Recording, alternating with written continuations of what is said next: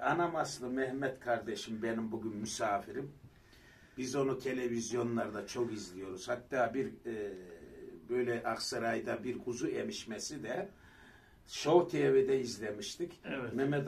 Mehmet abinin bir sürü arkadaşlar YouTube'da Anamaslı Mehmet diye yazdığınız zaman yüzlerce videosu var. Hızını alamayan televizyonlar bile oradan çarpıp çekiyorlar. Evet. Abim sen şikayet falan etmiyor mu? Senin bir sürü emek var burada. Biz kültürümüzün elçisiyiz. Ne kadar fazla yere duyurabilirsek bizim için kârdır. O yüzden hiçbir şekilde bunlara ama işin şık tarafı izin alarak yayınlasalar daha güzel. Sizi bir arasalar değil mi? Tabii bir onur edilirdik. Farklı olurdu.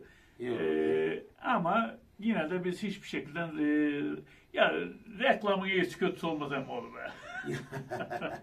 Mehmet abi arabana biniyorsun, dağ tepe geziyorsun ya. Bunun bir aşkla mı yapıyorsun abi ya? Valla şu ter boş olduğunu değil yani. Emek verir. Emek verdiğim için alsak şöyle bir havlu alsak.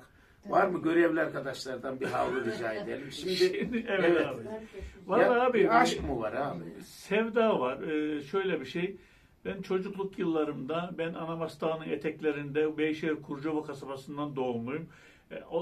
Anamas Dağı'nın eteklerinde büyüdük. Oralarda yaşadık. O yaylalarımız hep oralarda. Biz tabii o dağların eteklerinde yaşayınca o dağlarda gelen yörüklerimizin de hayatını bir yerde gördük ama kim idiğini bilmezdik. Evet. Bunlar kim ki derdik. Hatta göç yolu üzerine de bizim köyde de konaklarlardı. Antalya'dan gelen yörükler Yalvaç, Akşehir tarafına gidenler bizim köyde konaklarlardı. Caminin önünde dururlardı. Develer ıhardı. Ihmayı da yeni hatırlıyoruz. O zaman ne olduğunu bilmezdik. Oradan ihtiyaçlarını karşılayıp Şarkı Karaağaç, Yalvaç tarafına giderler. Oradan da Tuzgölü'ne giderler. O zaman arabalar da yokmuş. Dönüşte de tuzlarını alır satarak ticaretini yaparlarmış. Biz onları görüyorduk. O yüzden o sevdayla bir şiir yazmıştım Yörük Kızı diye. O şiiri yazdıktan sonra da Facebook ortama çıktı. Böylelikle Ramazan Kıvrak abim gibi, İsmail Akçay gibi biz de bu insanların görmeye başladık. Aşıklarımızı, ozanlarımızı çocukluk yıllarım hayaliydi. Bir gün karşılaşabilir miyim derdim.